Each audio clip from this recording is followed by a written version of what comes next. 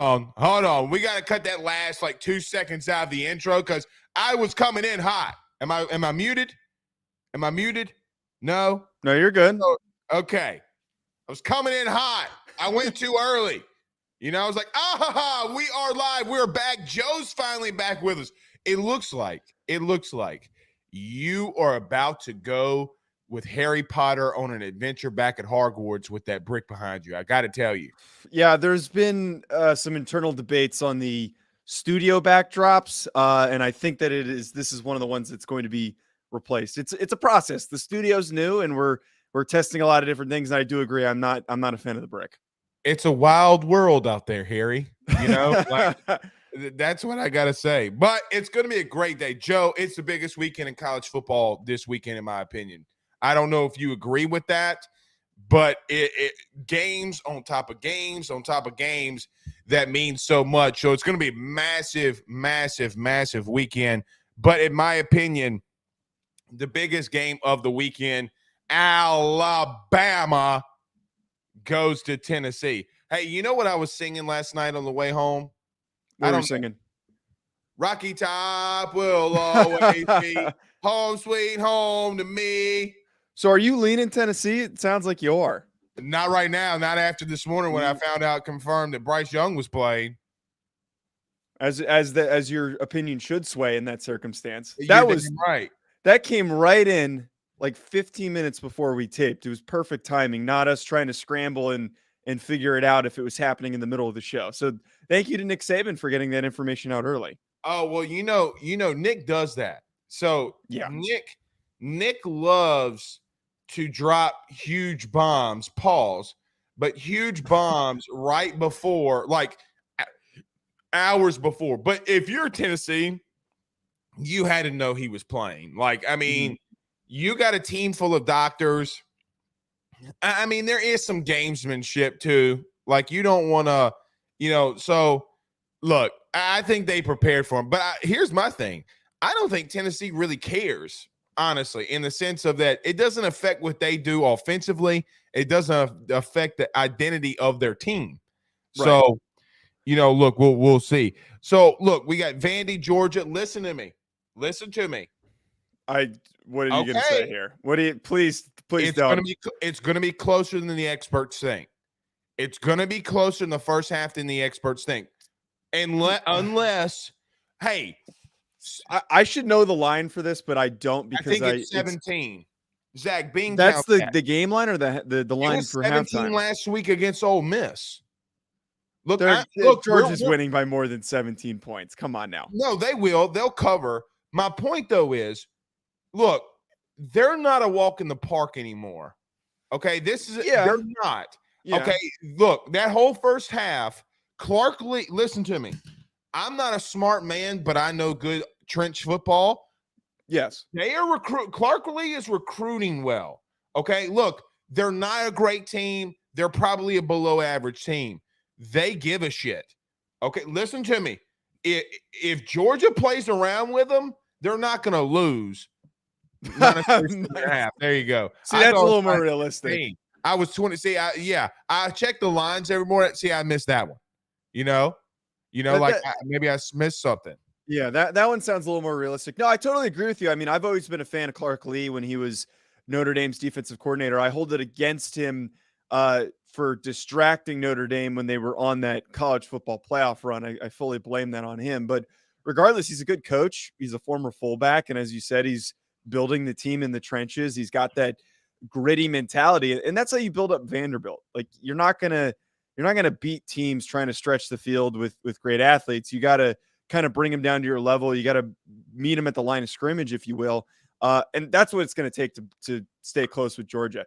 I can see them covering 37.5, but like at the most, they're going to lose by 30, 28, something along those lines. You know what the one thing this teaches me? Don't rush to put your spreads down.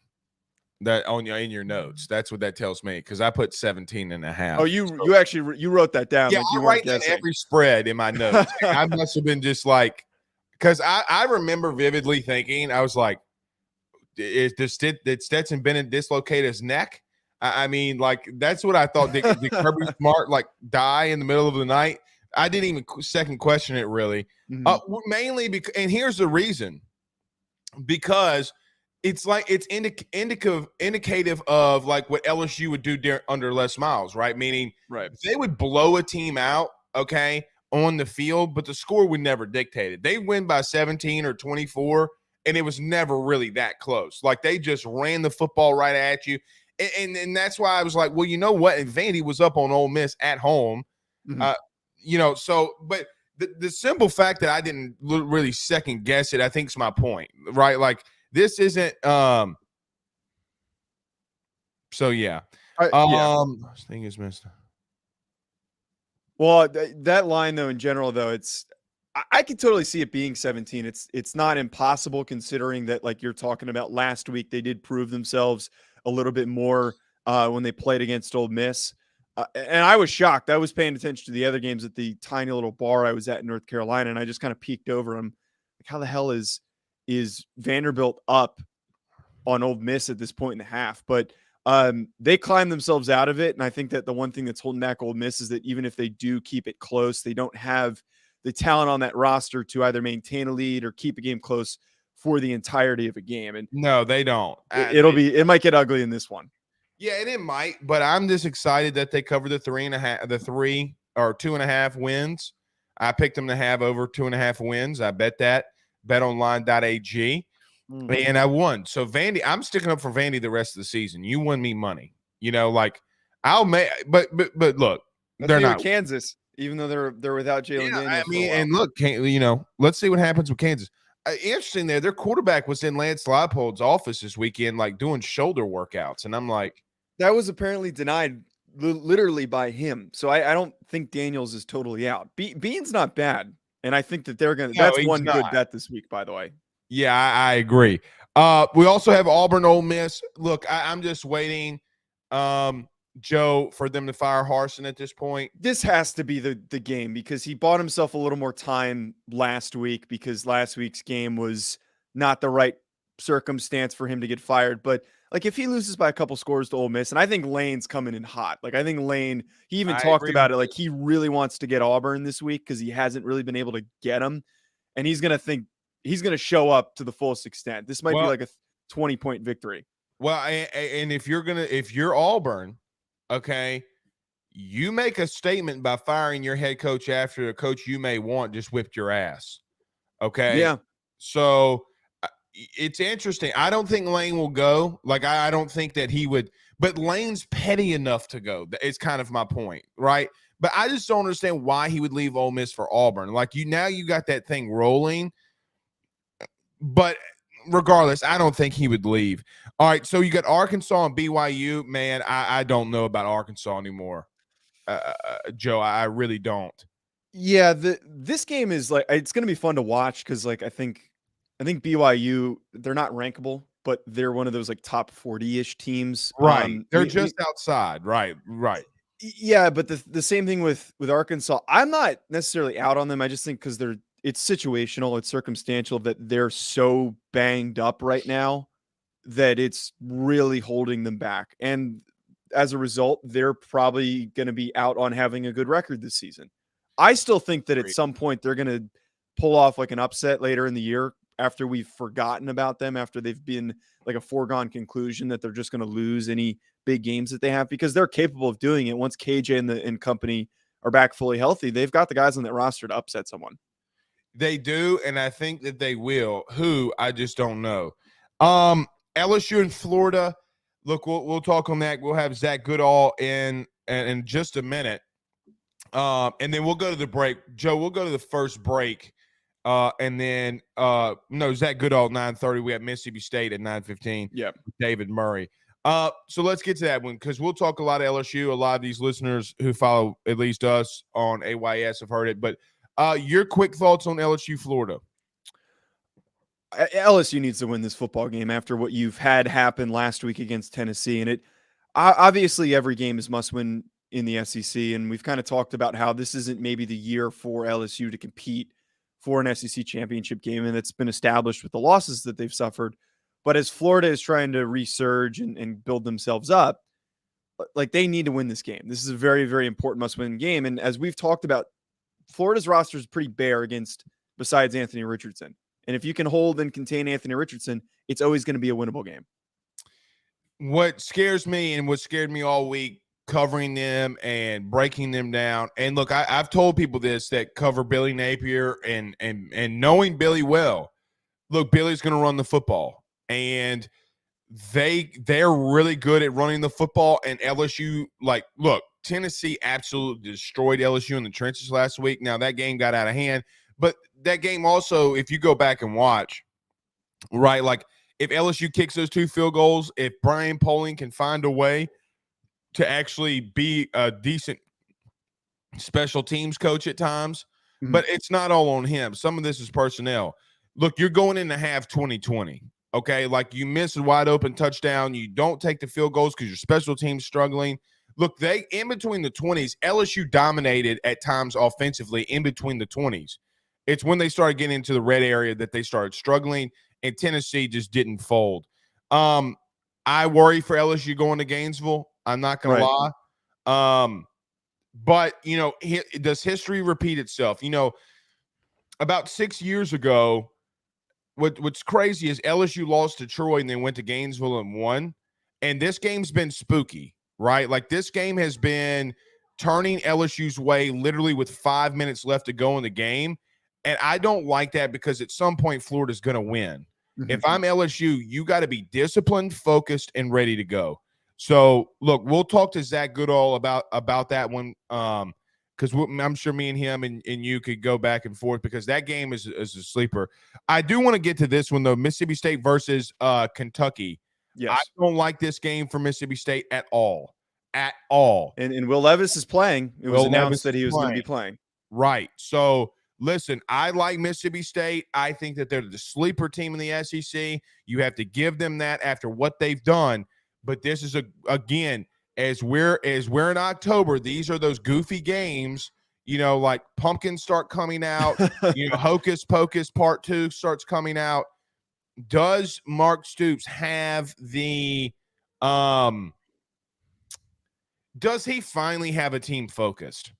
Zach, I mean, Joe, that's what I does he finally have a team focused to go into a hostile environment and win a football game? That's what I want to know. I mean, a fully healthy Will Levis is really what you need to win for Kentucky. And I don't know why I always lean this way, but when you've got a team that can run the ball effectively, which Kentucky's been struggling to do, but when they're hot, they can do it. If you can bring down one of these explosive offenses like what Mississippi State has, if you can bring them down to your level and keep them from dominating time of possession and throwing the ball all over the yard, it's a tough task. But if you get them focused, you get them right, it's a winnable game. And I think that mentality that these Kentucky teams always have, that aggressive line of scrimmage type battle, Kentucky teams, this is a game that they can win like you're talking about, but it is going to be a bit of an uphill day for them. If Levis isn't 100%, it might be a tough task. Yeah. So I agree with everything you just said, like holistically. All right. So we do got some guests. We got David Murray at 9:15. I think he might be having a couple of technical difficulties. So let's see what's going on with him. Do you want to ask David if we can flip flop and go to Zach? Yeah, I'm gonna shoot him a text really quick. Okay, let's flip flop and let's go to Florida first. Let's go to Zach Goodall, but we got to take our first break. Everybody, do us a favor by hitting like and share. Stop, collaborate, and listen. Everybody, stop what you're doing. Hit the like and share. Share to all of those Facebook groups. If you're on YouTube, subscribe, notification bell. Joe, we're doing a $300 gift or $300 giveaway if our subscribers get AYS to 5,000 by November the 1st. So subscribe to AYS Sports on YouTube. Hit the notification bell. Get your chance to win $300. If you're listening to us wherever you listen to podcasts, rate, review, subscribe, all that great stuff. We greatly appreciate it. As this is brought to you by Bleav and BetOnline.ag. Zach, let's take a first quick break. We go to Zach Goodall. We go to Gainesville. Right. It just doesn't feel right. Throw a shoe, why don't you? That feels sacrilegious to do that. My mother-in-law, my other mother, my stepmother-in-law, they're Gator fans. It just doesn't feel right. I'm just letting you know. Zach Goodall next. We'll be right back. BetOnline is the fastest and easiest way for you to wager on all of your favorite sports, contests, events with the first-to-market odds and lines. Find reviews for all the news for each league, including Major League Baseball, NFL, NBA, NHL, combat sports, college sports, esports, and even golf. BetOnline continues to be the top online resource for all of your sports information for live in-game betting, props, and futures. Head on over to BetOnline today and use your mobile device to join and make your first sports bet. Use our promo code Bleav50, that's Bleav50, BLEAV 50, to receive your 50% off welcome bonus on your first deposit. That's betonline.ag, betonline.ag. With over 65 years of experience, nobody is better equipped to service in your vehicle than GM Vardo & Sons. RV repair, big rig overhauls, motorhome chassis, routine maintenance, tire rotations, tire sales. No job is too big or too small over at GM. If you break down the side of the road in the greater Baton Rouge area, they will come and get you. And the best thing about that is that they can come and get you, and then they can bring your vehicle back to their shop and start the repairs right then. Again, GM Vardo & Sons. Go see them over at 2500 Fuller Boulevard. Give them a call at 225-664-9992. 225-664-9992. Tell them your good friend Blake Ruffino sent you on by. All right, we go down the game. So, Zach, I don't like this. You know, like I can't do it. You know, mainly it's nothing to do with you. Okay, it has everything to do with my stepmother-in-law. Okay, I don't want to hear the shit. You know, like you don't want to sit at Thanksgiving table here. Oh, Florida Gators. I can't do it anymore. I said through Tebow. I said through Urban. Like, I can't do this shit anymore. Zach, good morning, buddy. What's going on? Hey man, I'm doing well. Listen, I think I told you guys this last time, but I didn't grow up a Florida fan, right? And you know, I've got a very, very supportive family. I assume just like yours. You know, any team I cover, they're always, you know, getting some merch, stuff like that. And they always decide to give it to me. And I'm like, why are you giving it to me? Like, I'm not like, my grandma will send me every year some Gator stuff. She sent me a Buccaneers jersey for like the one season I covered Tampa Bay, and she's like, thank you, I don't need this, but I feel your pain. Who are you a fan of? Yeah. Like, who is your team? I wasn't much of a college guy growing up. I watched it for NFL draft purposes, and the reason why I watched it for NFL draft purposes is because I'm a Jaguars fan. Oh, God. Praying for you, brother. Hey, now you get it. Look, Now Doug you get Peterson's not a bad coach, man. Look, I mean, they're not great, but look, Doug knows what he's doing, man. You got to give Doug some leeway there. All right, let's get to this LSU Florida game. Look, Zach, I've said this all week. I don't know about you. These teams are a lot alike, right? Mobile quarterback. Passing offenses have been struggled to get the ball down the field. Defense, a lot of the same struggles at times, but has played well enough. Is this just going to be who's the better coach at this point if your teams are damn near identical, or does this just come down to LSU's going to the swamp? What do you think about this game?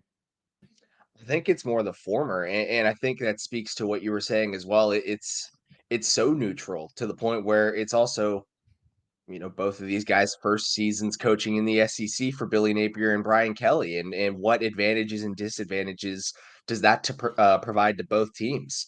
So I mean, that's my thing is if LSU comes out with this win, I immediately look towards Brian Kelly's experience as a coach, because you're right, it is pretty well aligned. Now, I think that the passing offenses are different, but still, at the end of the day, neither of them get the job done enough consistently.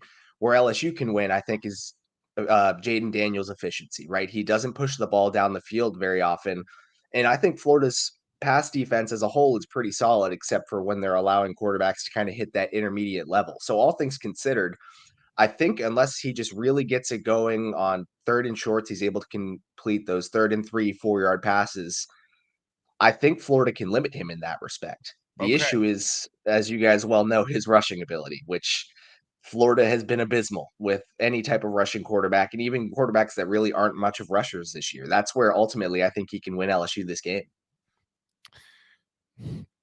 God, were you talking about LSU or were you talking about Florida? I mean, because again, those are the same issues that you look at with LSU. Like the two quarterbacks that they've struggled with, I say struggled with, but Jordan Travis, a guy that can move, right? Like then Hendon Hooker a week ago.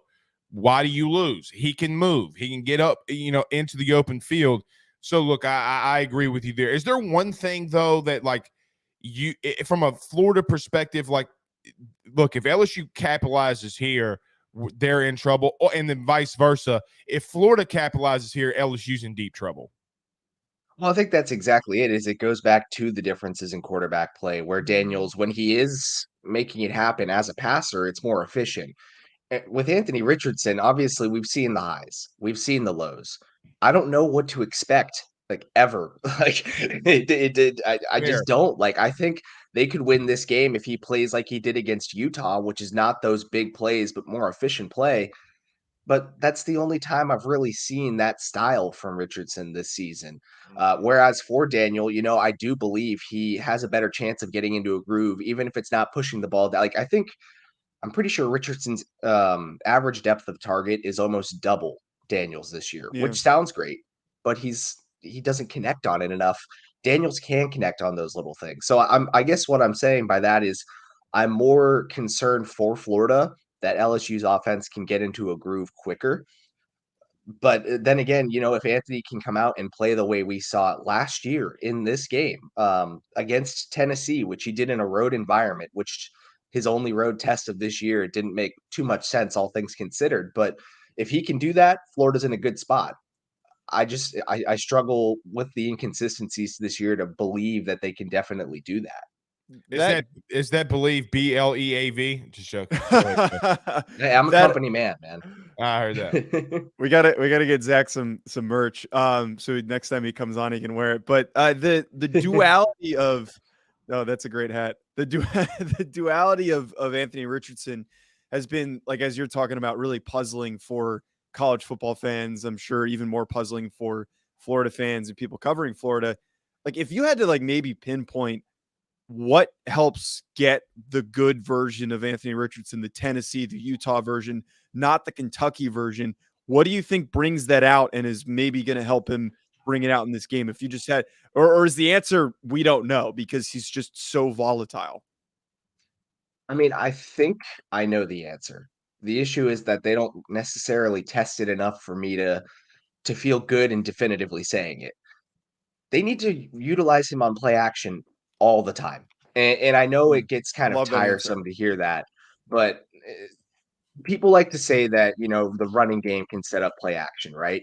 I think it can go both ways. And at the end of the day, No we've doubt. seen No doubt. Richardson. Yeah, we've seen Richardson thrive, in my opinion, this year on play action. We see him when he gets more comfortable when he's able to roll out. And yeah, it might affect the reads. He might only have 2 reads to go through instead of a full field. But if you've got the playmakers that are starting to get open more and more in recent weeks, like Ricky Pearsall and Justin Shorter leading the way in your receiver group, I think you can work with that. I think I'm pulling it up right now. Got these numbers here. Yeah, on play action, he's completing 65% of his passes on 51 attempts this year.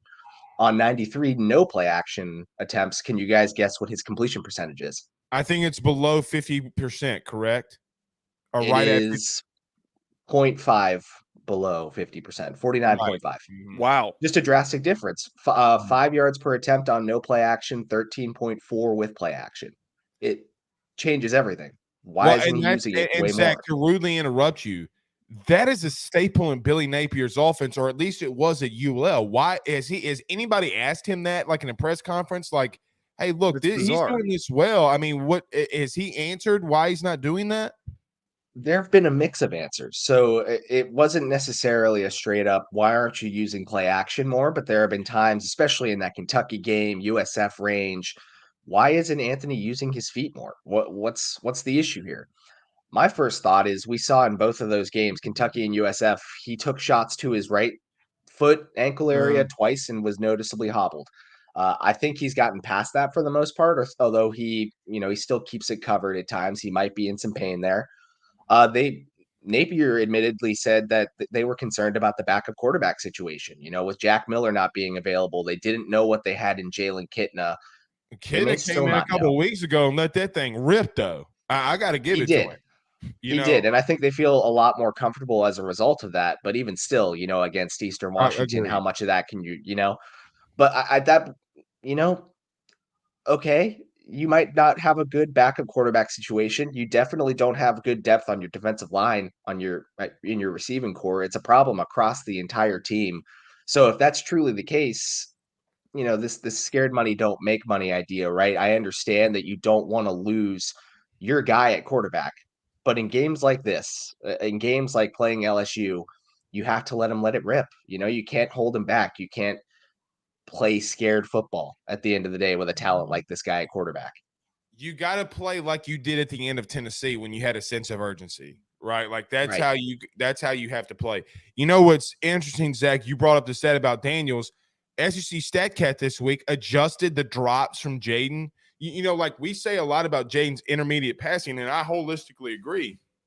His adjusted on the drops, he's 2 in the SEC when it comes to forcing the ball down the field.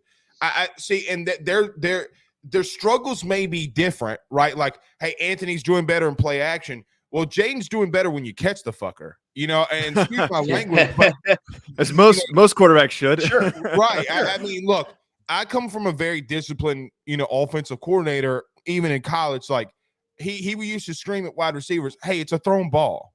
Like, I mean, I get if it's not in your general area, okay, then we'll get on him. But if it's in your general area and it's hitting you in the hands, look, both offenses have had their times at struggling. I think it's gonna be like you said, whoever hits the fast start. But do you have a score prediction on this game by chance before we get you out of here? So I've gone back and forth so much on it. I ended up going with Florida simply because of being the home favorite, and I think that their defense can get it done. But the thing is, I sat down to make my prediction the other day, and for some reason, Oh no. I decided with it that it's going to be decided by 2-point conversions. I don't know why. It just hit me, and I couldn't get it out of my head. So you're saying, oh, we got overtime? You think that My this is heart gonna go to can't take overtime? this, Zach. My heart can't I don't take think this. it's overtime. I don't know. I had 22-20. We've seen, I think Florida is like 9 of 13 on fourth downs this year, and I don't know what the I don't think if 2-point LSU numbers can are. execute a 2-point play at all. I don't think they can line But up. Yeah. but Brian Kelly wanted to. Or in hindsight, he considered it in that FSU game, right? That was something that He stuck did. out with me when I said that. It's I don't necessarily, maybe they could, and I don't know if Florida's necessarily efficient enough to make it happen, but they'll try. If Like, there's anything I'm convinced of so far is that they'll try. Don't throw a shoe. Like this game, no throwing objects. Zach, I was sitting there. It was the only game I went to, by the way, in 2020 because of COVID, all this kind of stuff. So we go down there, Florida's a little bit more lenient, right? And I stood up when Marco Wilson threw the shoe, and I look at like the people I'm with. I'm like, he just threw a fucking shoe, and all of a sudden it's like a duck through the fog, right? Like here comes a flag through the fog, and I'm like, oh my God, LSU's gonna win because of a stupid shoe. I've never lived. Here's the thing. Funniest experiences of my life. I didn't even. I wasn't happy, mad. I just laughing. I couldn't control Perplexed. it. Yeah. Here's the thing. You may have been the only person that saw that shoe get thrown, though, because we've But I asked was several yeah, players right. this week. We asked Dan Mullen at the time. I didn't see it. I don't know what you're talking about. I didn't Hey, get a chance to. there's no way that you could be on the field, at least where we were sitting or standing, I should say. I'm like, looks like a damn white goose is, flying through this thing. Because Cole Taylor's shoe's like a 16. Like I'm like, it was how massive. did you miss a 16 size shoe? It was doing this. It started helicoptering like it's Petey Pablo, man. All right. Anyway, I know how you don't see it. Thank you for joining us, Zach. Joe, anything to close it out? No, I'm excited to watch this game. I think it's not getting properly covered. I think any other week, if we didn't have the 3 versus 6 matchup, this game would be getting a lot more attention because it really does have an impact on the final standings, and it could be a nice battle, and hopefully no shoes are thrown. Well, and it's what we didn't talk about because I think it's Billy Napier versus Brian Kelly. Billy Napier at LSU. Or it's a revenge game in a way. This has nothing to do with Brian Kelly, though. Is my point. It has everything to do with LSU and Napier. Not really, though. I mean, we'll get to that later. We'll get to that. Zach, thank you. Thank you. Thank you. Zach. I'll see you guys soon. We'll see you, man. All right, let's get to David Murray, but let's do this. Let's go to our good friends over at Grahamco, thegrahamco.com. We return in 45 seconds with David Murray. Guys, I've got to talk to you about our good friends over at Grahamco. They are the Delta 8 company based out of the state of Florida. They're founded by college football junkies just like you and I am not sure if you're familiar with Delta 8, but you need to be. Grahamco is the absolute leader in this field, and they have phenomenal products that I just need to tell you about. First off is the Wake and Bake coffee that is absolutely spectacular. The gummies are as well, as they're the best in the market. So go to thegrahamco.com right now and use the promo code AYS25. That's thegrahamco.com, AYS25 promo code to get 25% off of your order. Jump on this fast as it is perfect for holidays, anniversaries, and everyday use. Grahamco is hemp-derived and completely legal inside of the state of Louisiana. No medical card is needed, and shipping is very discreet. You must be 21 years older to order. Again, that's thegrahamco.com. Use that promo code AYS25. All right, we're here with David Murray. David, can you hear us? I certainly can, guys. All right, awesome. David covers Mississippi State and does the Bleav and Mississippi State podcast. So, listen, I got to be honest. Here comes the leeches. Is that a good thing to say? Here comes the leeches? Or is that apocalyptic? Oh, it's all fair. And by the way, I'd like to apologize for your previous guest, for Dan Mullen, since we sent him down there. I'm not going to apologize for my former student assistant long ago, who I helped get his career started, who's now the athletic director at the University of Florida, Scott Strickland. Oh. That's all on your own, guys. If that gives you any kind of idea how long I've been in this game. So what do you think Scott Strickland's thinking about this game? Meaning you go to Louisiana, you pluck, I say pluck, but you get Billy Napier from Louisiana. Both schools were looking for a head coach. Do you think this game is like a stamp to Scott Strickland, like how you know him?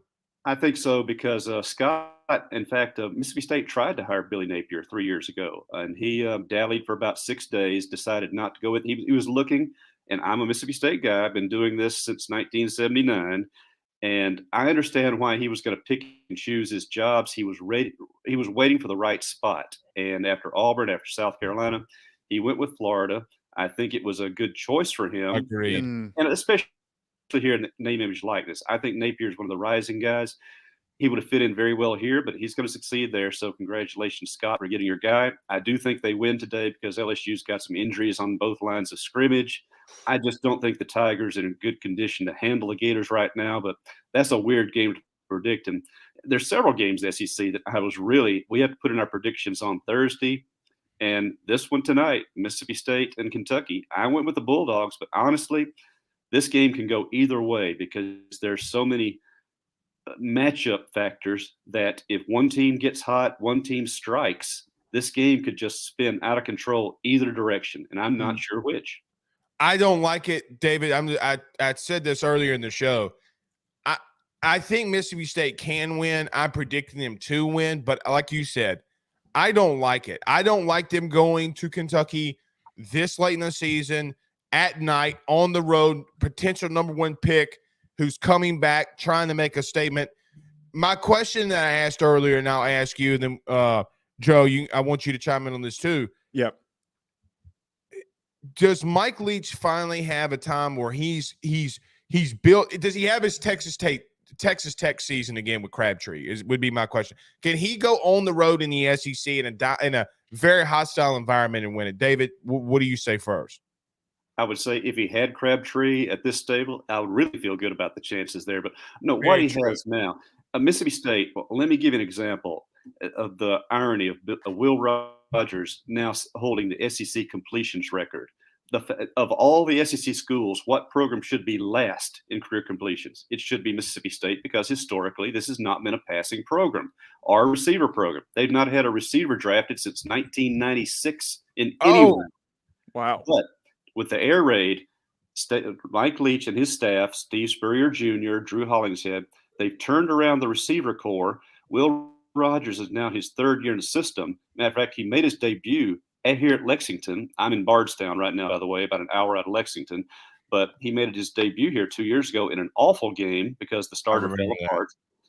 It's a totally different system now. You see what maturity has done in the air raid. Will Rogers is throwing the ball confidently. Receivers are catching balls, even not perfect throws. The air raid is taken off. So Leach, if he had a Crabtree, yes, it would be easier. But now they're going with guys like Caleb Ducking, Ra Thomas, Rufus Harvey, and old reliable Austin Williams underneath. They're just making plays in the passing game. You look at the efficiency, you look at the completions, and now you add in the fact the Bulldogs can run the ball. Kentucky's got a serious defensive challenge in how they come at it tonight. Go ahead, Joe. So, David, I got to admit, I do NFL draft evaluations on one of my shows, and I admittedly am a little bit of a Will Rogers hater. I'm not going to deny that. All fair. But he's proven me wrong, though. He has really proven me wrong so far this season, because the tape that he put out there last year there were a lot of struggles, and I think he's corrected a number of those issues. But right now, with the streak that Mississippi State is on, he's starting to get some Heisman love. Like, he's starting to get brought up. Do you think that there is some legitimacy to that? Do you think at the end of the season, he might be one of those guys that's in contention for the Heisman if this streak continues? Or do you think maybe it's just circumstantial? It's all the numbers because Mike Leach's quarterbacks always throw for a ton of gaudy statistics. All right. I'm glad you didn't use the phrase system quarterback, because we've been dealing with that down here for a couple of years. And there's some truth to it, because the air raid system does lend itself to a lot of completions. It's regarded as a dink and dunk offense. Well, this year has put the lie to that. Will Rogers has always had the arm strength to go long. He didn't have the receivers. He didn't have the protection to go long. He didn't have the trust, vice versa, the receivers, the trust in him. Teams like 2 years ago, Barry Odom of Arkansas tried drop 8, play a lot of zone, and a young quarterback, and these receivers can't beat it. Well, now look at the past 2 games. Texas A&M and Arkansas both tried that same approach, and Will Rogers lit them up. But more so, they insisted staying with a 3-man line. Dylan Johnson ran the ball. The offensive line blocked at the second level. Rogers' completion ratio is actually down a little bit this year from the previous, but that's because he's throwing the ball longer downfield, 20-yard fade patterns, out routes to guys like Ducking and Thomas, who are catching the ball, which makes all the difference now. So he's got the arm strength. Now he's got the receivers to use it. So he'll still be painted with that system quarterback label. That will hurt him in the evaluations, obviously. But people who watch him play see his game expanding. I do think he needs another year in college, obviously. But knowing the draft situation quarterbacks, Will Levis, who physically fits it. You look at his completion ratio, think maybe the stats aren't there right now, but the pros draft so much on physical potential. What's the quarterback situation like? But what Rogers will have to do to be a legitimate Heisman, and this is blunt, and this is the true of any middling level program in any conference, you've got to beat the big boys. Mm-hmm. Next week, you have to win at Alabama, or in a couple of weeks, you have to beat Georgia at home. You do that, and you're in the Heisman conversation. Right now, that's the farthest thing from his mind, because State has got to get that 6th win tonight against a team in a place where the last 3 trips have gone very badly for the Bulldogs. I don't like this game not because of Will Rogers. I don't like it because I think Mark Stoops knows how to stop it, right? Like, meaning I think he knows how to stop what Mike Leach is doing. I wouldn't be surprised, and I'll get your guys' thoughts on this. I wouldn't be surprised if they try to run the football a little bit more on Kentucky than we're normally seeing, because the truth is sometimes Stoopsy could overthink himself. Right? Meaning, like, this is my defense. I was right. You were wrong. I did this correctly. We've seen that in Kentucky losses before. We saw him be so stubborn against Ole Miss weeks beforehand in running the football. I think that's the game. Can Mississippi State at least keep it a little bit 50-50 at times on crucial drives? We'll see. David, is there anything else that you think – or let me ask you like this.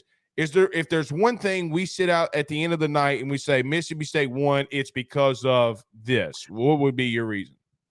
The kicking game came through.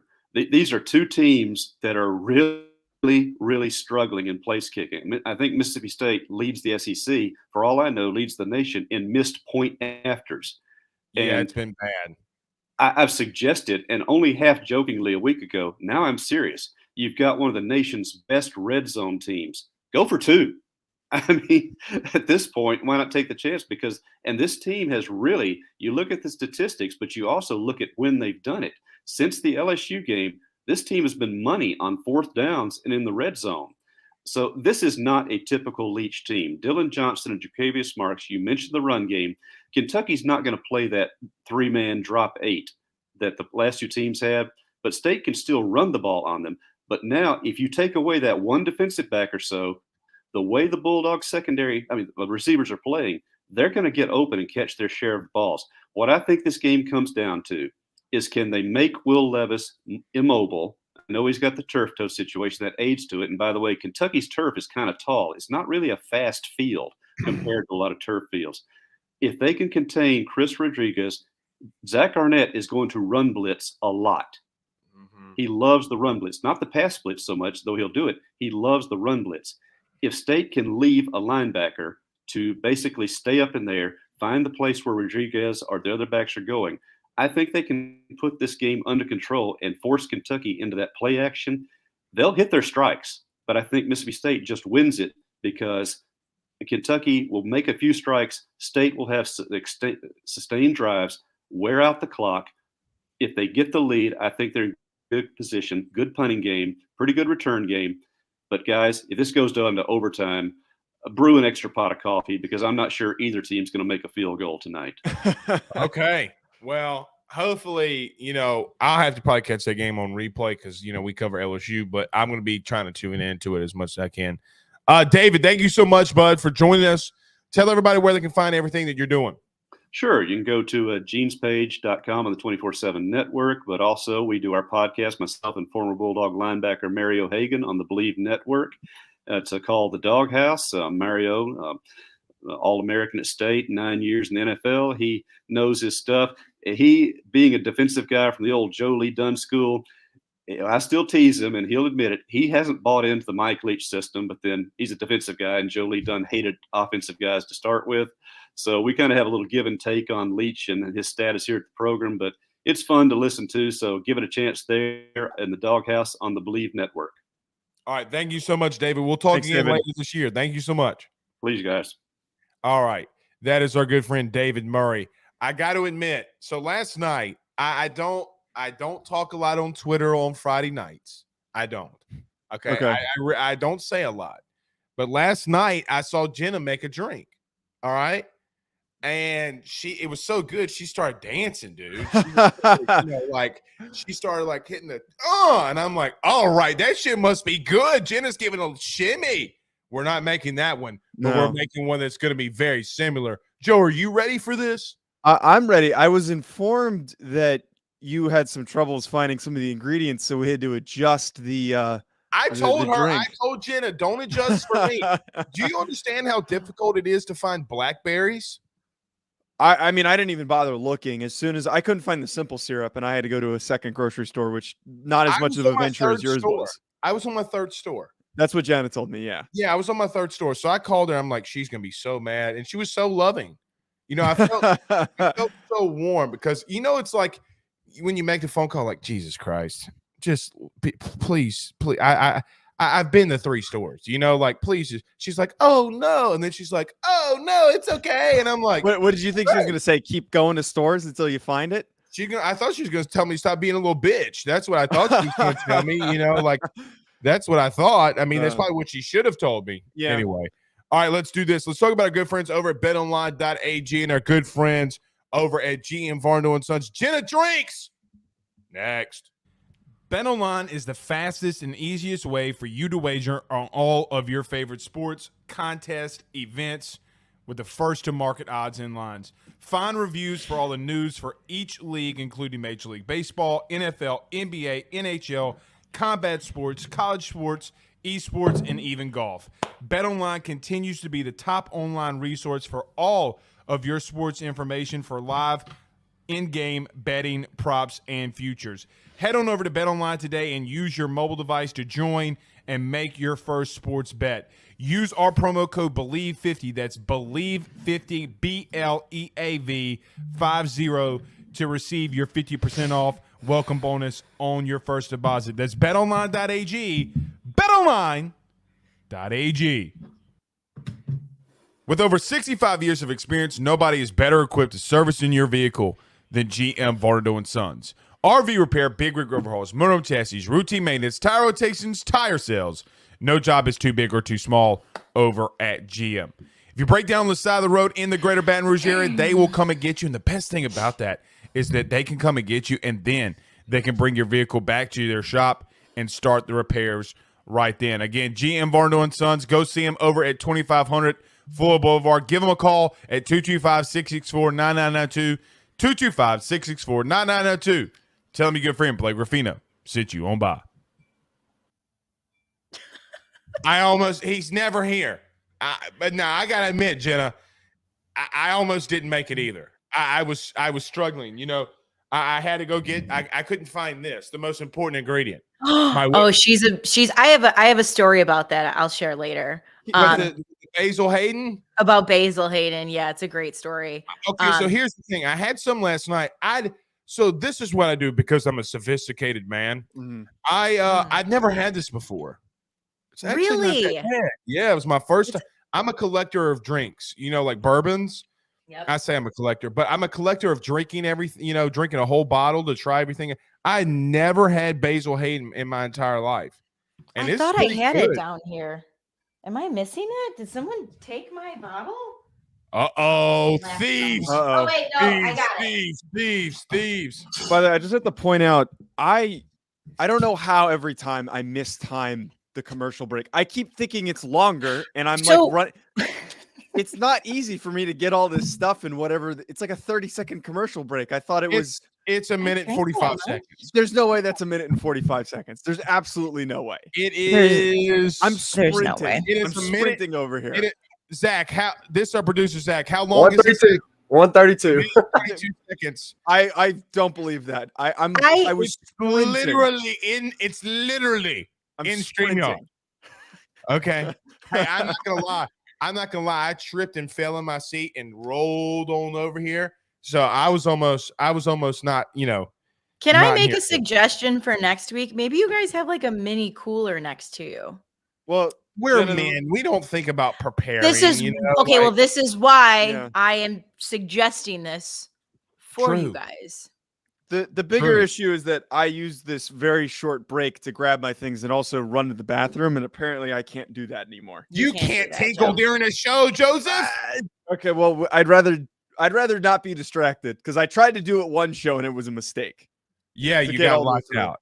All right, Jenna, are you ready? All right, I first am. off, tell us your Basil Hayden story. Yes. So I bought this bottle right when I started Bar Talk back in the pandemic because a guest that I had on said it was his favorite bottle. And I was like, I'll drink. I said, you know what? I'm going to drink this the day that I get signed by a network.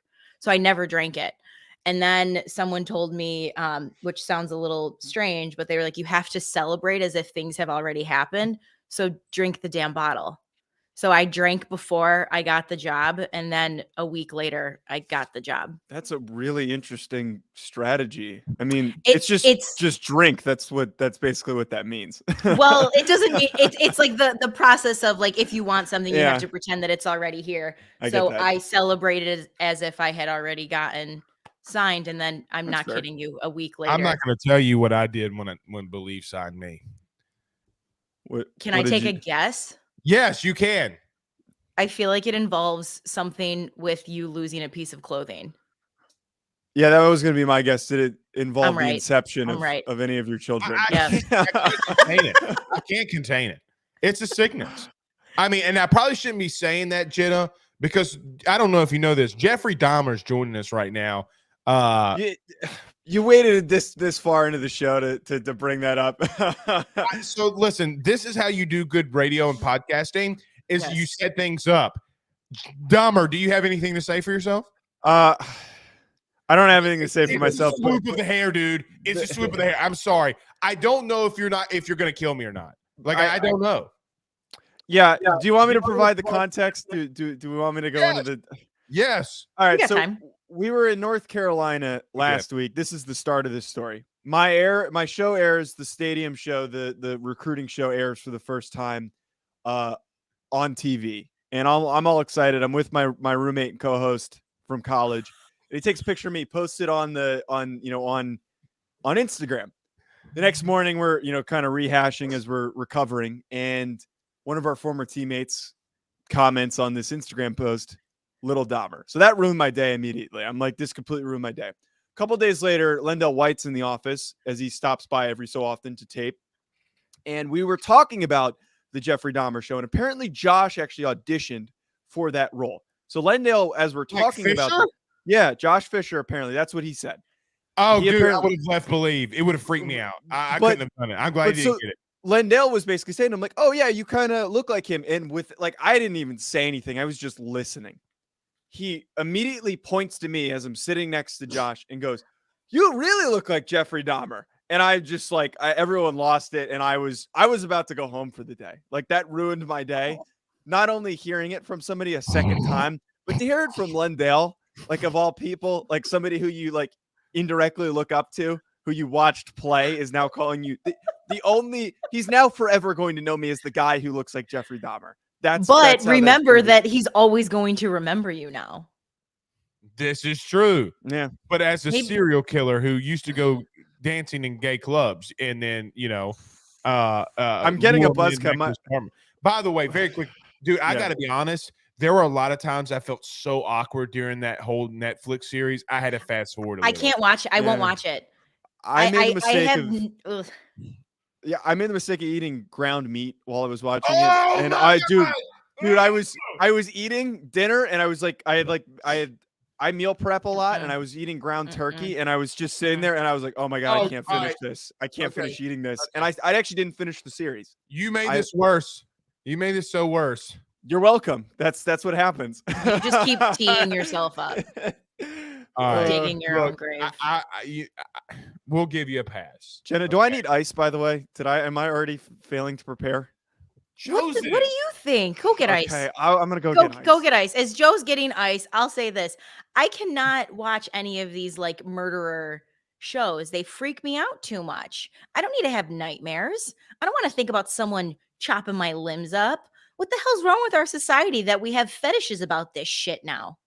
Well, I will say this: it is intriguing to find out how they get away with it for so long. Right? Meaning, what are the signs? What? Because the FBI said, and we're getting way down the weeds. Yeah. But the FBI said that there's one serial killer per state living frequently among us, and I'm thinking that terrifies me. Dude, you better not come around me. I got a Glock, and I am not afraid to use it. I will blow your head off. It scares me, Jenna. I'm not gonna lie. I should have watched it. And it's spooky, By the way, I love your your Halloween attire here. See, I'm trying to do it with the black and but this is a hunting hat though. So there's a pumpkin in the background too, because I'm that basic. There's a pumpkin. That doesn't make you basic. No, it does, and I'm okay with that. I fully embrace the basicness inside of me. I have no shame in that whatsoever. All right. Okay, well, are you ready to make us something spectacular? Yes. So let me preface by saying, guys, I had originally wanted to make a blackberry smash, but blackberries are not in season, as you've heard Blake talk about before the break. So it's not Blake's fault that he went to 3 stores and they weren't there. So we are just making a traditional whiskey smash. So what you're going to do is you're going to first take your mint leaves, okay? Take about 4 to 5 leaves, okay? You're gonna roll them up, guys, in your hands, okay? And then smack it. About to make some wheat. Smack it, you said? Hey, how do you open these bar mixer naughty things? You're such naughty mint. Naughty mint. You do that not for show, but it actually wakes the mint up. So as you smell it, it's gonna be really that fresh. does. Yeah. Joe, if you can't open it, hit it on the side of something and it'll pop open, okay? That's it. Eventually it'll do it. Okay. That didn't Well, you work. have to hold You on. need a man. You have to hit it like right here. Yeah, you guys are. hit it right there. You have to hit it on the side. There's a certain spot. Now it should have opened. Oh, Told oh. ya. I know. Okay. I thought he You're needed welcome. a man. Needed a man. Okay, next, take some lemon juice. Okay, you're going to do 1/2 ounce. You can obviously do fresh if you'd like. I always suggest to do fresh, but I didn't have fresh lemons, so. Oh, they got my eye. By the way, is this cap like a measurement thing, or am I just being stupid? You can use like the cap like this, Joe. Yeah. Yeah, you can use that. So this is about 1 ounce. So just do 1/2 of the cap. Okay. Okay. After Simple you guys, you're gonna do 1/2 ounce of your simple syrup. Okay. Okay. And if you're like Blake, who doesn't have a measuring jigger, just do like a splash, okay, which is totally fine. And then the most important part, our whiskey, okay. This guy is a Sagamore Spirit rye whiskey based out of Maryland. Big fan of this. You're gonna do 2 ounces. Blake is obviously doing his Basil Hayden, which I'm gonna be real honest with you, Blake. I just don't think you should ever mix something like that because it's just pure gold. But you can do I'm whatever not you using want. the Basil Hayden for Don't this. don't do the Basil Hayden for that. Sazerac rye whiskey. That's perfect. Yeah. And we can talk about why you shouldn't do that after we're done with this. Okay. So after you do that, guys, okay, you're going to shake this. If you don't have a shaker, you can literally take like 2 red Solo cups and just shake it back and forth. Okay. But shake I think this. that's how most people are doing it. Shake your booty. There we Shake go. your booty. Exactly. And then this is what we call a dirty dump, which means you dump everything in with the ice you've already mixed. Take a mint sprig. Again, smack it because you want it to be really fresh. Pour it on in. And that's your drink, ladies and gentlemen. A whiskey smash. Okay. Enough bourbon. Let's see. Joe, are you good over here? What we got, Joe? I'm close. Wait. Okay. I gotta be honest. I smacked that mint. You do. It's a lot of fun. Ooh, Joe, shake it. There we go. Yeah. And we're prepared over in the Bleav offices. Woo! I don't know why this was in here, but I found it. Oh, this makes me so happy. Can't wait to come in and see it. All right, Joe, you're going to take the whole thing out like this. The whole thing. Dump all the ice right in, okay? Okay. Dirty dump is what we call it in the bartending world, okay? Oh no, I'm making Basically, a mess. it's okay. Dirty That's part of bartending. You make messes all the time. Yeah, but I'm Do you not know the supposed to be crazy doing it things in I've the cleaned up? studio. Oh, Yeah, well, but don't tell Bron. I'm gonna get a text from Eric. Please don't destroy the studio. It's okay. We'll be fine. Okay. We will be No, fine. never mind. I'm gonna be quiet. Okay. Yeah, don't get me in trouble, Blake. I'm not gonna do it. All right. Cheers, guys. Cheers. Cheers. Mm.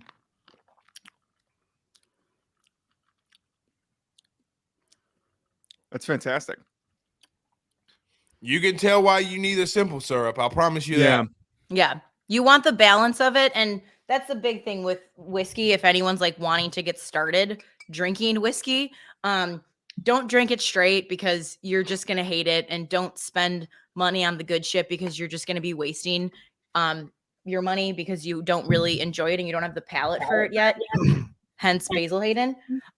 But adding simple syrup and like just juices does a lot to like slightly dilute it. And it's a nice like introduction for you to whiskey. Kind of like the first time you drink coffee, you don't drink coffee black, you drink it with like cream and sugar. And then eventually you figure out how you like to drink it. That's how I suggest you do it with whiskey too. I gotta be honest. All right. You don't like it. You don't like it. I can see on your face. I wonder how it'd be with the Oh, blackberries. I think I missed something. Okay. Yeah. Lemon juice. Did I not put it No, on? I got it Simple right syrup. here. I got it right here. I kicked my simple syrup though. You kicked. What do you mean? No, You when kicked your I simple syrup? poured it in and I tried to place it down, I like missed it and then I kicked Do it. you have simple syrup all over your floor right now? Because that's a sticky situation. No, and we're renovating, so I live in a dust bowl, so that would make it even more better. Is it supposed to be sweet? It's supposed to be like just slightly sweet. It's gonna have the Okay. sweetness from simple syrup, but you also have the lemon juice that balances not that like bad. tartness. I think what happened with me is I don't know what the fuck I'm doing. Yeah, I'm in the same boat. I really don't think I know what the fuck I'm doing. So, there's that. So let me tell you something though before we get you out of here though, Jenna. Mhm. Can I tell you what I've drank every week since we've done this? Yes. orange juice, beer, liquor. I can't get enough of it. I can't. That I literally, is so good. I literally can't get enough of it. And then let me tell you something horrible I did. I no. did put some rye whiskey in it instead with the beer and then the orange juice. I'm like, this is gonna be horrible. Jenna, No, again, it's good. I cannot stop drinking it. It's Now, so good. Now I have to pee a lot, like a lot, I guess, from the orange juice. But Jesus, it's just so good. Well, you know you have to pee before you start drinking so you don't break the seal. You know that, right? This is true. I just kind of live life one day at a time. I don't ever really think. Well, this is why I'm here to at least put these little thought bubbles in your head so you can be better prepared to drink for the weeks to come. You make me a better person. I'm trying, Blake. I'm just doing my best over here. By the way, this was the second hardest item for me to find. Lemon juice? Really? Yeah, dude. I don't Actually, know. they do put it in weird spots. I will. It's always was by behind the the lemons. It was behind the sushi aisle for me. It wasn't near the lemons. No, the lemon aisle was behind the sushi aisle. I'm like, they're like lemon chicken in season. I'm like, shut up. Yes, they are. Bye. All right, Jenna. Lemon. Well, we'll say this, and I'm okay with this because part of being a bartender is I love hearing constructive criticism. We'll say this isn't our favorite one. Yeah, I mean, if we're doing that's power okay. rankings, Yeah. it's Yeah, less we're to do doing that a we. power It's not a rankings. good. It's not so much it's not a good drink. It's just our palates. Blake and I are much simpler. I think we need just mixer. No, here's the thing, Jenna. We don't know what the hell we're doing. That's okay. mostly. And we're learning. We're learning. We're learning. It's not bad. It's not bad. It's part of the process. Would you have Trust the preferred an process. old fashioned? Do you like old fashions, Blake? Because I know you like whiskey. It's my name, Blake Ruffino. Then yes, I was trying to come up with something witty. I didn't have it on top of my head. No, you didn't. But it's okay. I love an old Yes, fashioned. I do. Joe, do you like old fashions? Are we doing old fashions next week? Please say yes. We can. Well, we can. I was gonna do that or a Taylor Swift drink, but I'm pretty sure you guys don't want to make a Taylor Swift drink because it involves edible glitter. So we can make an old fashioned next week. No, we can't do edible glitter because Oh no, we're doing that. we can't do it because the next thing I know, I'm gonna I'm pour lagging a little all bit, the but we're doing glitter all over me, and it's gonna be awful. Please, Jenna. Wait, Jenna. What's the idea? I think I'm back. I don't know if my internet just randomly acted up slightly. What's the drink idea? Because that would be fantastic if we had glitter. So for any person that is listening who knows anything about Taylor Swift, her new album comes out Friday. And my thought was to make a drink for her Friday, and then we make it on Saturday. That has to do with her song Midnight. So like a midnight dark purple drink with glitter in it that almost looks like the midnight sky. What are you allowed? Do you want to save sharing that? What's going to be in that, or can you? I'm going to share. Well, the base of it would be gin. That's all I'll say. I think if you guys want that, we can do that, or we can do an old fashioned. Again, both are fine. An old fashioned. Those are total opposite ends of the spectrum. Total opposite ends of the spectrum.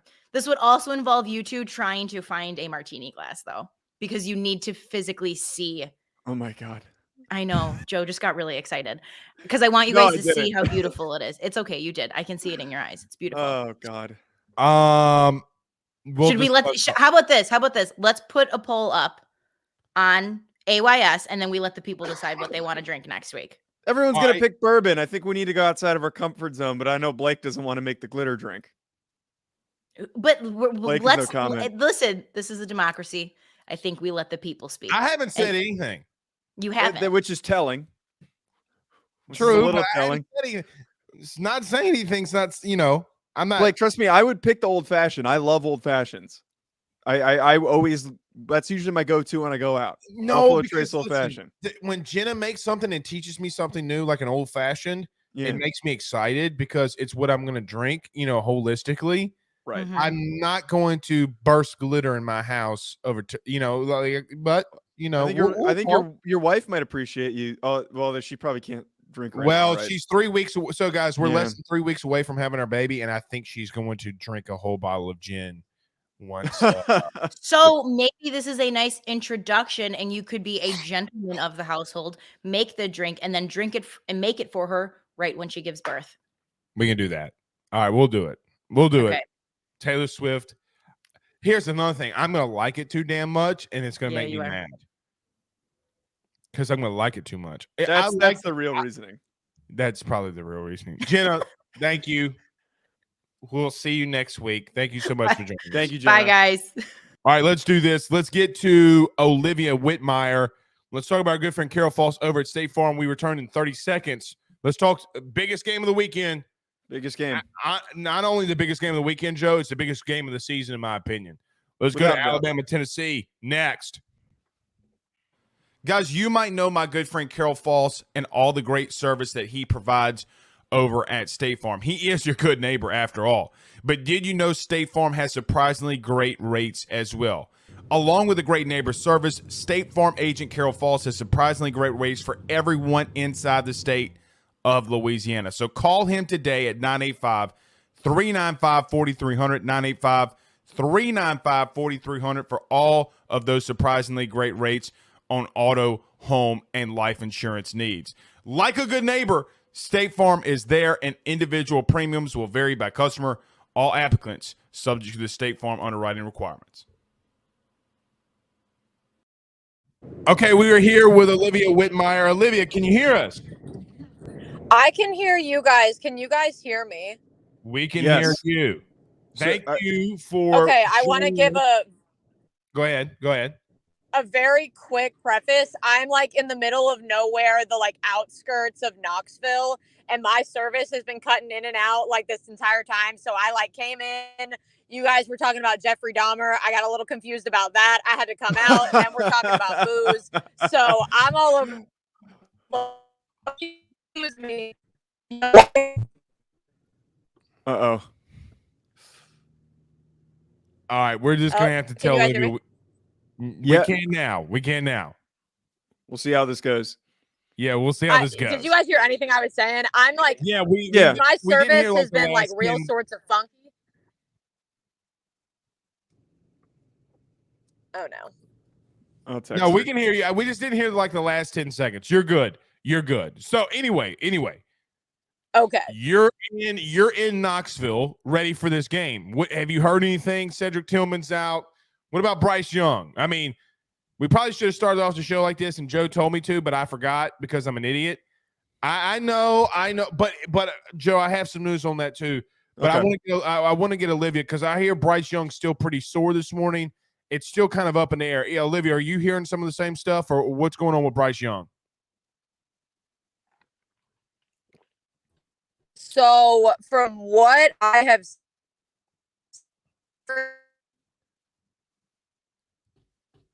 Okay. Should I text her? Yeah, I'm let's gonna text her. text her and just tell her. It's all. You I mean, know- let's talk about the game. It's not a big. Yeah. Last weekend we were lucky because she was traveling. And despite her being on the road, the connection was good. I listened to the whole interview, and I even texted you guys, I texted the whole production staff that she did a fantastic job. Her show debuted, Bleav in Alabama, debuted this week, and her first episode was great, and everything that she's done. For anyone who wants to go check that out, the coverage on that show is going to be great. And we're also close to getting a former player on that show as well. But it is what it is if we don't have her. So I want to talk about Bryce Young. As you mentioned, I texted you when I was driving into the office to get ready to go. Like, I wanted to talk about the Bryce Young situation. When I did my preview this week on my show, I said if Bryce Young plays, Alabama wins. Are you in the same boat? Like, are you the same? Not completely, because Okay. look, I'm going to keep this as close as I can because I trust this person. Look, let me just say this. Okay, Joe, let me just preface this. I'm not breaking news. I'm not attempting to break news, but it's been known, Joe, that maybe there's Italians on the staff that look a lot like me, on Alabama staff that look a lot like me, and they have the same looking kind of eyes, same kind of beard. So I'm just going to say I'm not breaking news. This is coming third party. This is not coming from the staff, training staff, nothing like that. Just so we're all aware, I'm not attempting to break news, okay? But I do trust the person who told me. Joe, he's going to be really sore. And I don't know. So listen, Alabama's going to have to get out early on Tennessee if they want Bryce Young, to stay in this game holistically. Let me tell you something, brother. I know that, and you probably played sports growing up as a kid. Look, when he takes that first hit, when he takes and he throws the ball as much as he can, look, man, there's only so much a quarter-on shot can do for you. Okay, like people think that it numbs it, and it does. But once that sucker wears off, brother, it's on. Like the pain's going to be even worse. Here's why I'm not totally concerned about that. Statistically, right now, Alabama is one of the top 3 rushing offenses in the country. Do you know who leads the country in yards per attempt? It is Gibbs, right? Yards. Jahmyr Gibbs. He's right. averaging 8 yards and change per rush. They're almost old school Alabama. They're almost back to the old shades of what Nick Saban used to run, where it was heavy run game, and they're doing it effectively. And I know that, like, with the quarterback change, they were running the ball a lot more, but they are able to run the ball at a very high clip. And Tennessee's run defense, and we saw it kind of exposed against Florida, I don't know if they're built to slow down Jahmyr Gibbs and company in that whole stable of running backs. If they get the ball rolling and they get the ground game going, I think that is what is going to be the key factor. But what you're saying, if Bryce Young has to drop back and he's throwing 30+ passes, they're doomed. Because if he's just even getting tapped, like you're saying, those cortisone shots, they only last so long. If he's getting tapped, if he's getting, a couple hits here and there, he is going to be really, really hurting by the end of that game. You're going to hate me. But this is a part of football. I would take a 15-yard penalty to test his shoulder. Oh, that's such an offensive lineman take to say. It's going to happen. But, brother, it's going to You're happen. right. You're 100% right, though. Okay, so, let's just 100% right. Let's get out the narrative that they're going to test it. They're going to hit him in his shoulder. Yeah. And I'm going to tell you something. Why not? You have not beaten them in such a long time. Look, I honestly Bleav that I feel more comfortable with them. Look, I don't know how to say this. It's not Jalen Milroe over Bryce Young. The principle behind what Alabama's doing, I think, beats Tennessee, like you mentioned. They're going to have to run the football. Here's the thing, though.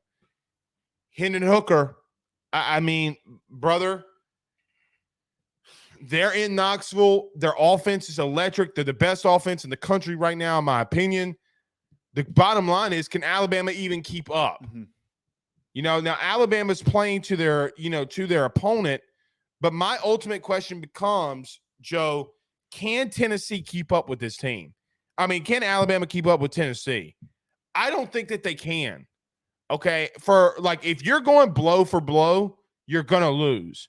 You got to slow the game down a little bit. That's what I Bleav in this game. I don't. So, Blake, here's my thing. This feels so to LSU 2019 coming off the ankle surgery.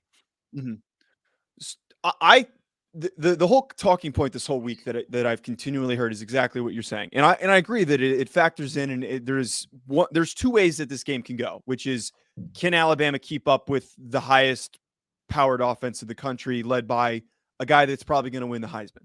Can they keep up? That is what the big debate is. But I feel like there's not enough attention being brought to what happens if Alabama brings them down to their level. And what I'm referring to is Alabama's defense right now is statistically one of the best in the country. Pete Golding is so underrated. And I know that there's this whole commotion over the whole Eli Ricks thing and him not really getting in that much on the secondary and possibilities of him leaving. That secondary is one of the coming back here. Right. But that secondary is one of the best in the country right now, and they are effective. But the big thing that's making them good is the pass rush. Their defensive line is getting after it. And I don't think Tennessee's offensive line is the best unit that this Alabama pass rush has faced so far. I think what is going to win this game, and like I was talking about the run game, the flip side of it, you run the ball, you dominate time of possession, go old school Alabama, and you get after Hendon Hooker, you get a couple sacks, a couple stops on 3rd down. That's how you win this football game. You need to slow the game down, exactly like you just said. If this game is slowed down to a a crawling pace, that is how they win the game. They can't try to go shot for shot with them. They don't have the receivers, and they also have a banged up Bryce Young. And I'm willing to bet, I forget what the over is for this game. It's something stupid. I think it might be high 50s or in the 60s. This is going to be a game that hits the under. The approach is going to be, we need to dominate time of possession to win this game for Alabama. I think it goes over. Really? Yeah. Look, I don't. I got to see the line. Yeah, if it's at 60 something, it's going over, because I think both teams can score 35. Like, I'm confident that both teams can score 35 on each other. So if it's, if it's 60 something or low 60s, I would 67.5. Okay, well then I don't. That's a little too high. Yeah, that's a little too high. If it was low 60s, I would take it, because I mean, I still think you're at least near the mid 30s. Here's my thing. Yeah. Okay. It's the biggest game of the year. And as a person that has covered and been a part of a fan base that has been second in national titles over the last 20 years, can't get over the hump against Alabama. Joe, there's just some things sometimes when you have a team against a rival, it does not matter. Right, like Alabama and 19 versus LSU, brother. It didn't matter. Georgia in the national title game, and I said this on my show last year for last year's national title game. I came out here and said, guys, it doesn't matter. Georgia's about to win. Like, it doesn't matter. I'm telling you, my guts, like, it's a gut feeling they are gonna win. My point is, this is Tennessee's best shot in 20 years. Yes. And look, when you have an older quarterback that doesn't, I think Hendon Hooker throws an interception today, by the way. Okay. Oh, 100%. 100%. So, but the bottom line here's the difference. Like, going into last week's game, LSU's defensive line, I give them a lot of shit throughout the week. They're not as bad as people think. Joe, they run the football so freaking good. I don't necessarily agree. I think Tennessee, hot take. You ready? Here's a hot take. I think Tennessee's offensive line so far right now consistently has been the best in the SEC. I don't think it's close. Okay. I understand that they give up sacks. Here's my here's who's better.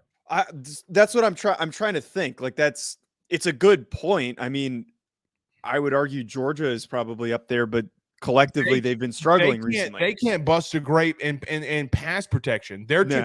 Here's the thing. Is Georgia's offensive line more talented holistically? Yes.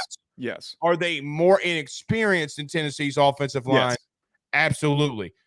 Brother, their center and the right side of their offensive line, I saw a set this week, is coming up collectively, because all of them have 30 or close to 30 starts. They're almost at 100 starts combined from center to right guard to right tackle. You know who else is over there? Will Anderson. Will Anderson, okay, last year versus – so I've done – people know this that watch AYS. They know that I've done this study on Will Anderson. When he has played a junior or above, he has been limited to a sack or below, okay? I bet the over this week that he's going to get more than a sack on a little prop bet. Mm-hmm. Austin Deculus a season ago.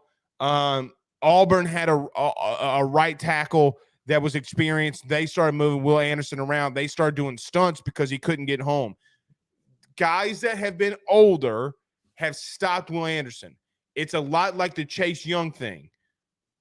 Let me tell you, look, Joe, when you come to ultimate pass rush, if I would rather experience more than talent. Okay. Yes. If I know and have more experience than you along the offensive line, 9 times out of 10, I'm going to beat you. Because, Joe, the truth is, as long as Fletcher Cox, so for me as an example, if Fletcher Cox doesn't get extended on me and I can move my fat ass and manipulate him either which way, I'm going to win the rep. You're going to have to run me over and you're not going to make the play. I think Tennessee's built for it. Now, I will say this. I do think Alabama wins because I can't come to a place mentally that Tennessee wins, because I got to see you take down Saban. but I don't feel good about it. I think I just I don't know. And look, let me ask you this question too. I brought this up this week. What if Tennessee were to lose today and then beat or win today, lose to Georgia? Okay, like if they win today and they lose to Georgia, and then Alabama wins the SEC title game, you have 3 SEC teams with 1 loss. Joe, they're getting in. I played 3 SEC team playoff. Yeah, I played this musical chairs game on one of my live streams because somebody asked me this, and if you have a 1-loss Tennessee team, they beat Georgia, they lose to Alabama, and they're not competing for an SEC championship game, I 1,000% am taking Tennessee. They need to be the 4th team in, and I said this, and I'm going to keep freaking saying it. Clemson's going to go undefeated. Give me a 1-loss Tennessee team in the playoff over Clemson, and I'm going to be really upset if that's the debate of like Clemson's undefeated, they won their conference, they have to get in. That Clemson team is so freaking overrated. I'm sick of hearing the hype. I'm sick of people talking them up. DJ Uiagalelei has underwhelmed, and he is somebody who I said if he has a good season could go back in the first round projection in this year's draft. He's not a first round guy, and he's not playing at the level. Klubnik's a better quarterback. Do you agree with that? I totally agree. DJU has he's playing at his floor right now, which is disturbing because he's got the talent, but he has no idea how to touch it. But my point is, like, that whole roster, they have so many problems. They're unhealthy. They've got a good defensive line, but that's it. Their secondary is terrible. I would much rather, and that's what this battle is going to come down to.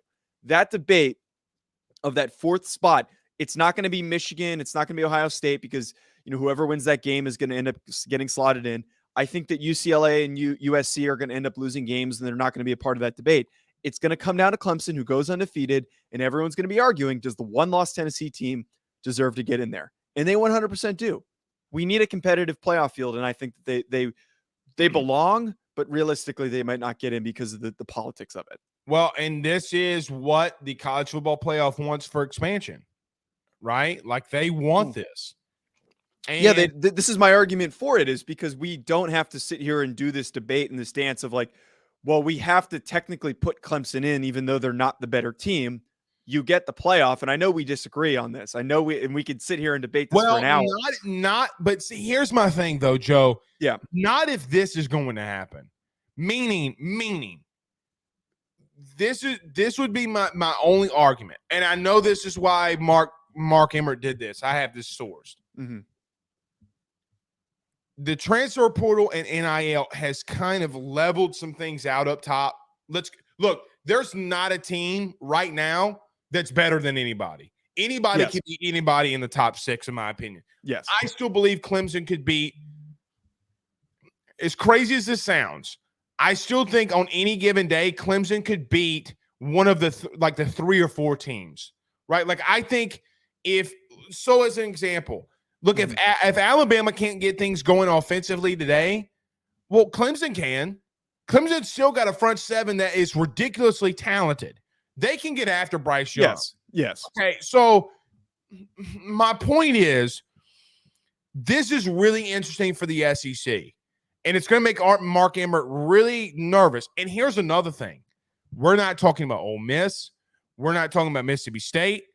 Look, if Mississippi State wins out, they won't because they'll lose to Alabama. What if you have a scenario on the West where the only loss Ole Miss has is Alabama?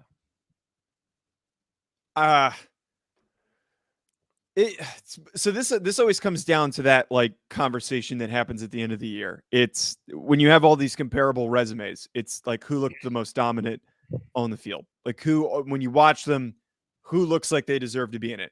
I think Ole Miss looks great, and I'm excited that Ole Miss is good, and the way that they played against Kentucky, if they do that on a week-to-week basis. They haven't played anybody yet, though, really. Right. They haven't played anybody, but they're not like dominating people. They're not winning convincingly. Like, they should have beaten Kentucky by more. Kentucky has a lot of problems on their offensive line, and they exposed it, but they still barely won. Like that, if that was Alabama against Kentucky, that would have been a 30-point win because they would have sacked Will Levis so many times. So I think Ole Miss is different. Go ahead. I'm sorry. Go ahead. No, I'm just saying I think Ole Miss is a little different because like they're not at that point yet where they can just dominate teams. Like I know that Alabama can do it. I can at least make the argument that Clemson could maybe do it.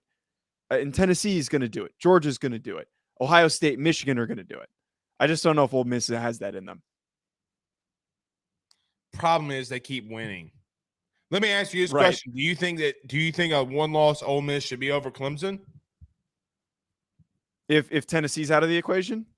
No, I just meaning like because So, okay, Ole Miss so you're is saying if more- the debate for that 4 spot is yeah, Clemson, like Ole Miss. like my whole debate is, and I know that this is an SEC show. Yeah. And let me say this too. I still think Clemson's better than what a lot of people say that they are. Okay. I'm not out on them yet because here's the bottom line. I can hate Dabo all the live long day. Dabo's a good fucking coach.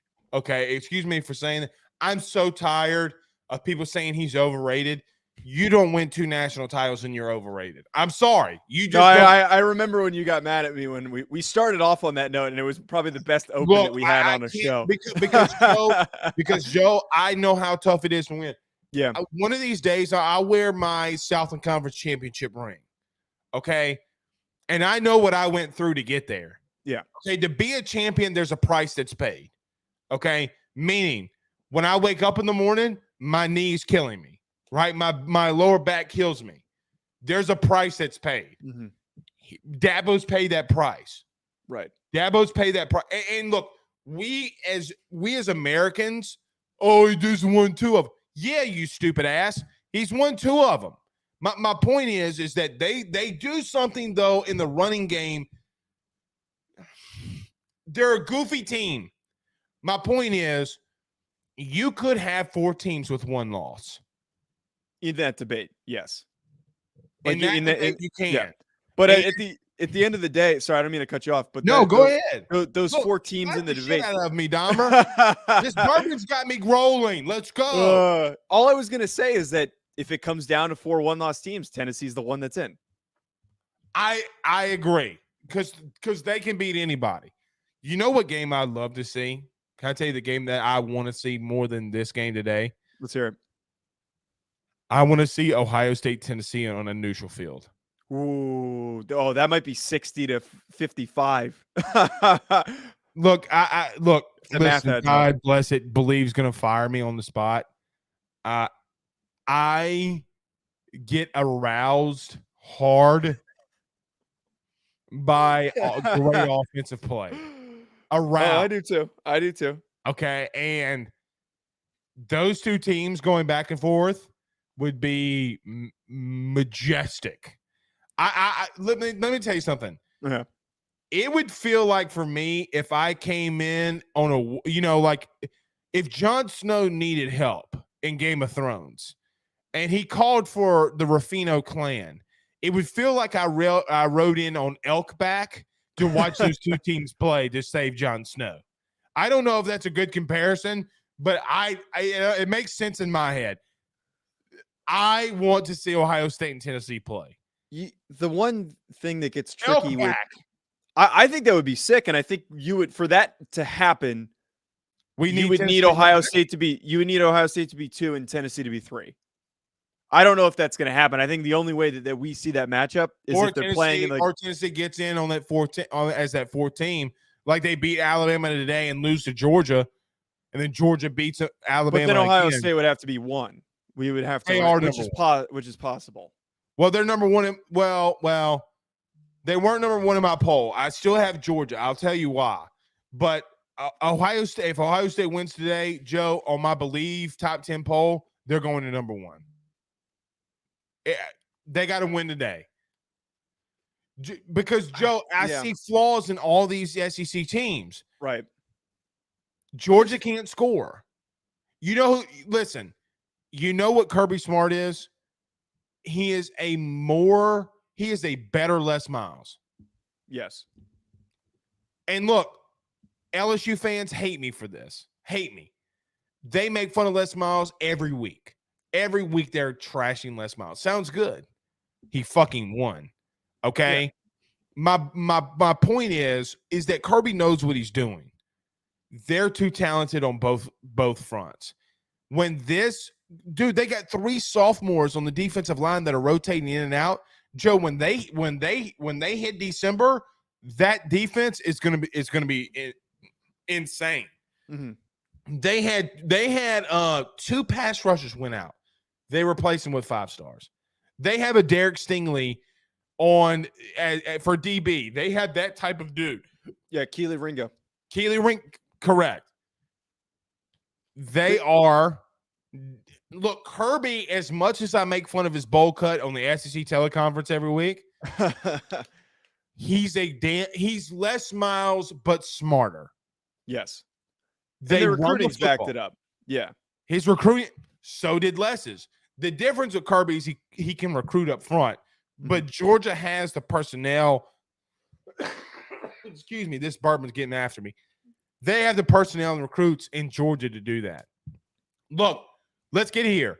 Yes. You taking Bamo?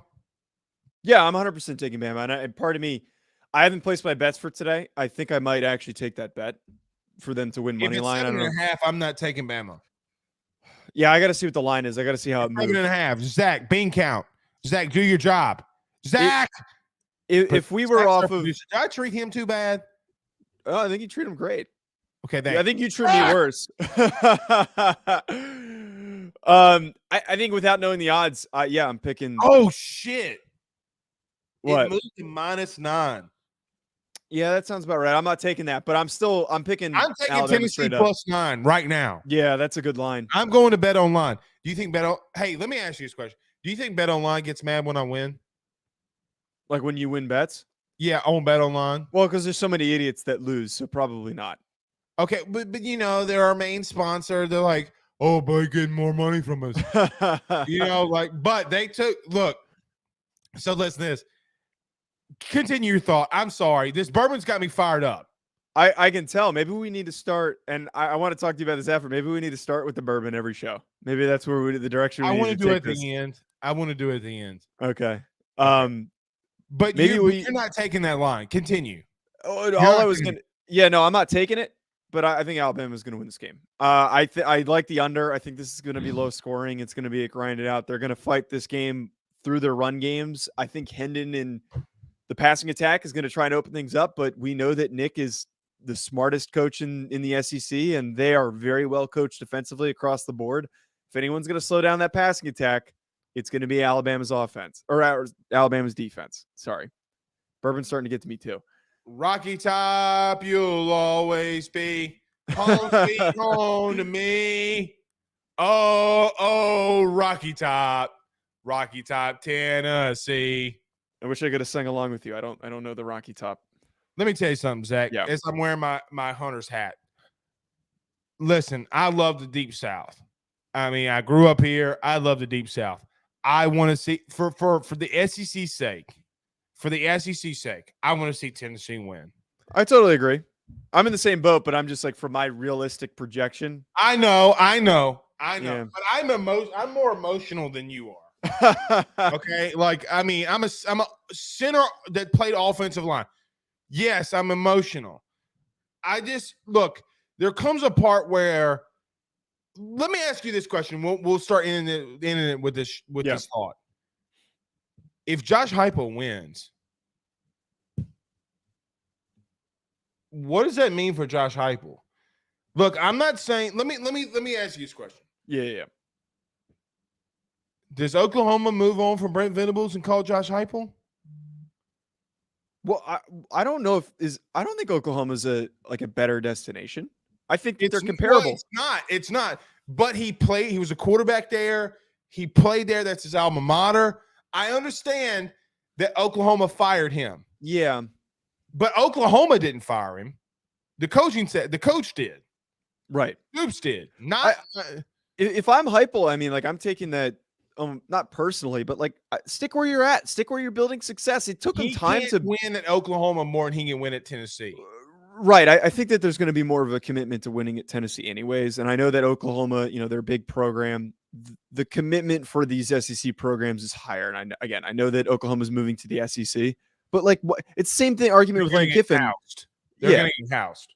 The thing that gets difficult, and it's the same argument with Lane Kiffin jumping to another job, is like you spend all this time recruiting and building up the program with a reputable big conference team. Why the hell would you jump ship to like another place where you have to start from scratch? That process sucks. When you're in the peak of it, ride the peak. I hope that he doesn't make that decision emotionally and say, I want to go back. Again, where did you graduate from? University of Rhode Island. Are you asking me? Or are you asking? Would you go back to Rhode Island if you were the head coach at Southeastern? Or if I was winning? Yeah, if you were winning, would you go back to Rhode Island? That's tough because Rhode Island's by the beach. There's nothing in Rhode Island. Dude, it's by the beach. You're basically a retirement job. By the beach. I bet you can't go to the beach right now, can you? It's too damn cold.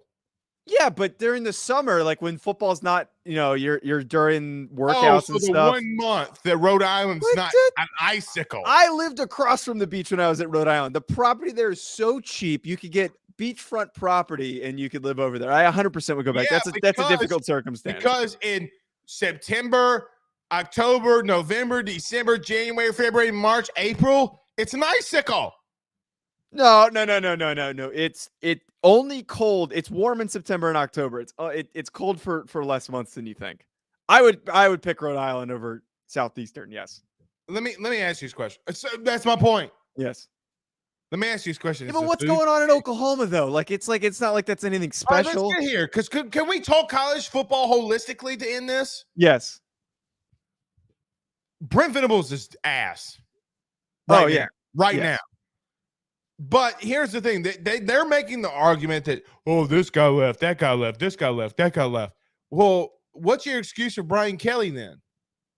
Yeah, he stepped into a much more different. You guys he stepped in a worse situation, Joe. That's just the bottom line. You guys played a receiver in a bowl game last year. Like that's he how had 34 scholarship players and almost won the fucker.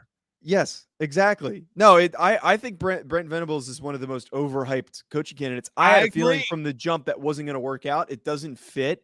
Maybe when they go to the SEC, it's a little bit better of a stylistic fit, but it gets worse. Yeah, it gets worse. I don't think Venables is good. The SEC's changed though, Joe. The SEC's changed. God, that was really lemony. Was it sitting at the bottom of the cup? Yeah, God, Christ Almighty. Oh, Jesus. But it gets worse because think about the SEC right now. Okay, defenses are are not the same. The offenses have gotten so much better. If you're Oklahoma, think about this. You don't take LSU this season. Mm-hmm. You could have LSU, Arkansas with a healthy KJ Jefferson, Alabama, Georgia, Texas, A&M, Florida. There's too much competition. They're going to be a bottom feeder if Venables is the head coach. They're going to be a bottom feeder. Yeah. I'm not saying fire him, but that it's not. You're nicer than I am. Well, let me say yes. I would fire him if I had the money. I would fire him. Look, he's not ready. Or I don't think he's ever going to be ready. Yeah, no, he's a coordinator. He's a coordinator at heart, and I don't think that he's somebody who's going to properly. I mean, the way that they mishandled. I would have hired Jeff Lebby as the head coach before Brent Venables. Yes, 100%. That was not the correct hire. An ACC coach. It wasn't. An ACC coach in the Big 12, then the SEC. That was a total.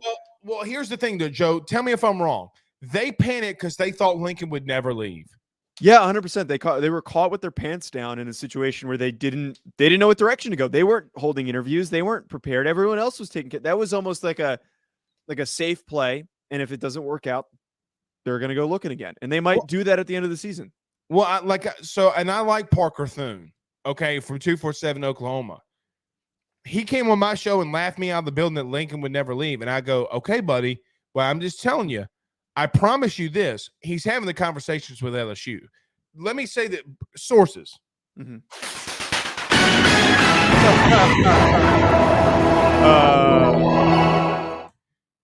Lincoln Riley had the conversation with LSU 4 times. I know that for a fact. Yeah. Okay. Bottom line is they're going to deny my claim all they want to. Horseshit. I know that he had the conversation. They wouldn't listen to it. And so, he's not leaving. He left. And Oklahoma's a dumpster fire. I will tell you this, though. Look, what considers to be back? Because Texas with Quinn Ewers. Texas is back. This has been an internal debate in the office with all the Texas cronies. We're back. They're back. 49-0 against your rival is back, in my opinion. They're going to win the Big 12. I think that with the shuffling that's going on right now, Oklahoma State stinks. They're overrated. TCU stinks. They're overrated. Max Duggan, he's not going to win the Heisman. Calm down. On what? TCU's not overrated. They're properly rated as not good. Okay, fair. Fair. No, I don't think TCU does it. Texas is going to win the Big 12. If they keep doing what they did against Oklahoma, they're going to win. Agreed. I agree. Look, as much as I made fun of Quinn Ewers' mustache and mullet, dude's good, man. He's good. Oh, let me ask you this. Let's end this on the West Coast. Okay. Fair. Yes. I keep saying that. I put UCLA in my top 10 over USC. Yeah, I did like a quick hitter on Saturday when I got back from the trip, and I said that UCLA is better than USC. USC has been riding off of their brand this whole season, and they're like barely winning games against mid-level opponents. They didn't look good against Arizona State. That's a team you're supposed to blow out. They didn't look good against Oregon State. That's a team you should win convincingly against that is not ranked. UCLA, on the other hand, has shown me complete football on both sides of the football, good enough to make stops on defense, turn the football over, and then massive explosiveness in their run game and their passing game. They're the most complete team in the Pac-12. I think they're going to win it. They are going to win it. Look, here I want to say this. We panic. Oh, Chip Kelly sucks. Chip Kelly this coach that. Sometimes you got to give him time. Yeah. I said this and got Zach, our producer. I got ripped alive last year when I said this, Joe. UCLA's a year away. I said it like a year ago plus. They're a year away. Chip Kelly went to the NFL and came back and knew, okay, listen, I can get a little bit maybe subpar, not subpar, but a little bit not as fast and dynamic guys on the outside. But, man, if I win in the trenches. Which they're doing. DTR is a sleeper. Nobody's talking about it. Listen, last week I stayed up and watched them. I was dual screening Alabama versus A&M and UCLA. And I know UCLA played, or I wanted to watch UCLA play. Joe, they can make the playoff. If they go undefeated, they can. If there's one team I think I want to see, I would want to see UCLA. Do I think they have the dudes? No, but they have the experience. They can win. And the coaching, in the scheme. Yes, I like Chip Kelly. I'm a huge fan because, look, he takes old principles and makes them new. Mm-hmm. They run the veer, they run the zone. That's it. It's not complicated. Everybody, all these people like on ESPN and everything are, oh, it's so innovative. Bitch, no, it's not. He just ran the veer. It's not new. He makes it look so new. Mm-hmm. It's why I love Chip Kelly the most. So I'm picking UCLA right now, Joe, as my Pac-12 champion. I am as well.